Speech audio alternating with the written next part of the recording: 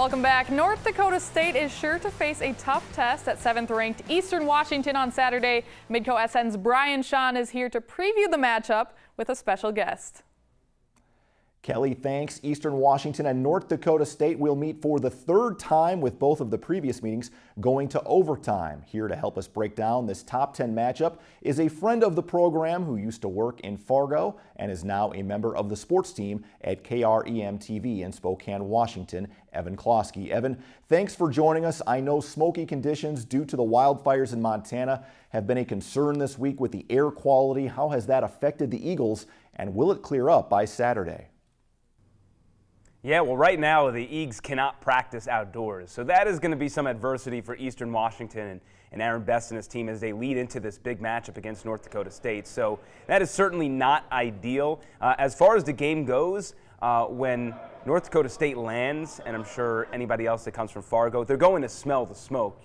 But it should clear up in time for the game. Now, there is no guarantees that the smoke is going to clear up in time for the games, and Eastern Washington has said that they will prepare a contingency plan if it is necessary, but they are optimistic that the game will be underway. But do expect that the air quality is not going to be as pristine as it usually is in the Pacific Northwest. Yeah, certainly different for EWU this week, no question. Last year in Fargo, it was the two offenses that put on the show, nearly 1,100 yards of offense between the two teams. Eastern only put up 10 points at Texas Tech. A bunch of new pieces in the receiving corps. Are the Eagles capable of doing what they did last year to NDSU? I don't know, and that's my honest opinion, is that there are so many question marks with this Eastern Washington team.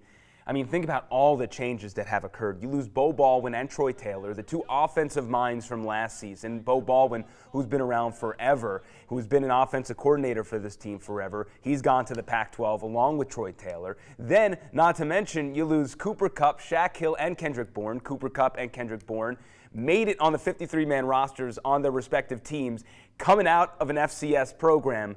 So it just kind of shows you how good they are. And Shaq Hill also had 17 touchdowns last year. Those three combined had 4,000-plus yards receiving. So it really all lies on Gage Gubrud. Now, is Gubrud as good as he was last year, or was he a product of a very good system and having unbelievable wide receivers around him?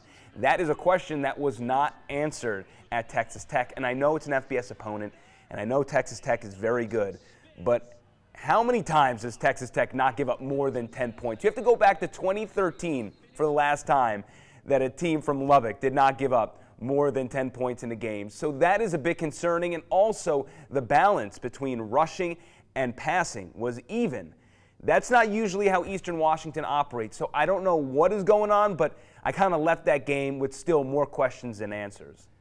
Well, this is the 50th game on the red turf at Roos Field. The Eagles are 41-8 at home since 2010. How much of an advantage will that be, and what kind of atmosphere can the Bison expect? I will say this, it's a sold-out crowd at Roos Field, and playing on the red turf is a tremendous experience. I know going back to 2010, North Dakota State was involved in that, and there's some history there. It's going to be a raucous crowd. I can tell you that. A lot of fans. It's a weird setup. It's not like the Fargo Dome. Look, the Fargo Dome is a much rowdier environment. When you're packing all those people into a small dome like that, the volume is just going to amplify to a point where it's crazy and crazier than some of the FBS programs. But when you get to Eastern Washington, it's a totally different setup.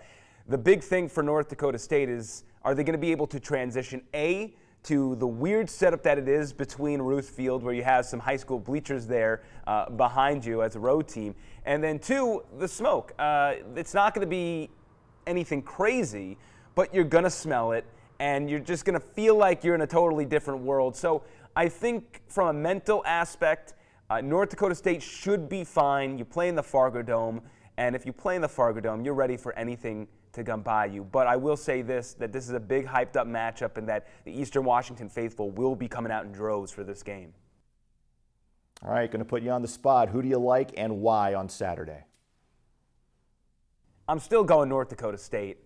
You know, I don't really have the hometown bias here, more so, again, because of the question marks. If Gage Gubrud and the offense would have showed me something against Texas Tech, and they didn't have to win that game, but I would have liked to have seen that the offense is going to be all right, and I didn't see anybody really step up. Stu Stiles is a wide receiver that I know you guys might remember from last year's game when Cooper Kupp went down and he kind of exploded. He could step up a little bit more. But I'm just unsure about what the offensive game plan is. And on defense, this is where their veterans are, in the secondary. And we don't talk about Eastern Washington for defense, but last year they actually did a formidable job.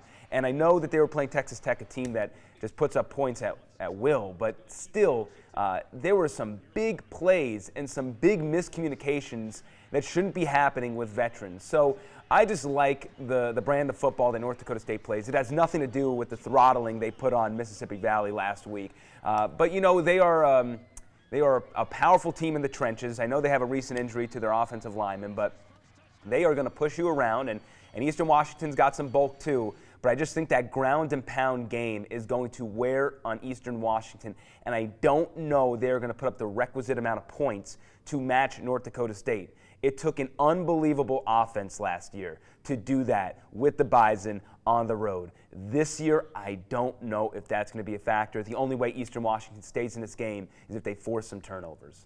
I'll appreciate the time, Evan. Thanks so much, and we'll see you Saturday in Cheney. Kelly, back to you.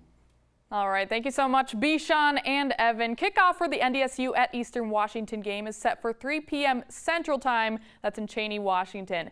When we come back, some Jackrabbit coach talk. Hear from John Stiglmeyer about the home opener and updates from his team. That's next on Midco Sports Tonight.